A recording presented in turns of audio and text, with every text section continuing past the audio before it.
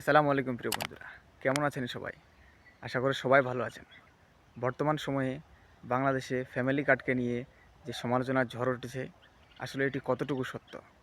বর্তমান সরকার বাংলাদেশের বিএনপি কতটুকু এর সত্যতা যাচাই করেছে এবং এই ফ্যামিলি কার্ডের উপরে বাংলাদেশের মানুষের ডিপেন্ডেবল কতটুকু? মূলত বর্তমান বিএনপি সরকার চায় যে ফ্যামিলি কার্ডের মাধ্যমে বাংলাদেশের যে হতদরিদ্র পরিবার আছে তাদের পাশে দাঁড়ানো, যাদের জীবন চলাচল করা খুব কঠিন এই মুহূর্তে।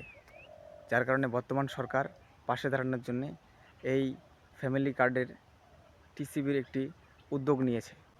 আদৌ কি যাদের প্রাপ্য এই কার্ডটুকু পাওয়ার তারা কি পাবে, নাকি আবারও সেই চোর বাটপারের দল এসে মানুষের, হতদরিদ্র মানুষের পাশে দাঁড়ানো সরকার আবারও ব্যর্থ হবে?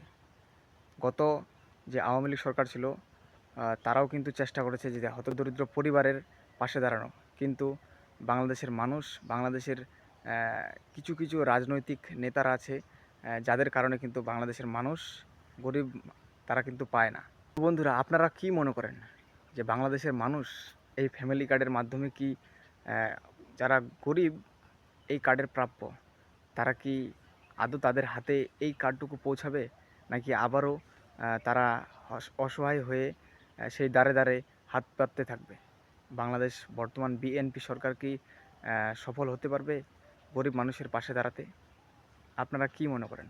কমেন্টে জানাবেন এবং ভিডিওটি লাইক করে আমাকে সাপোর্ট করবেন। সাবস্ক্রাইব করতে ভুলবেন না কিন্তু।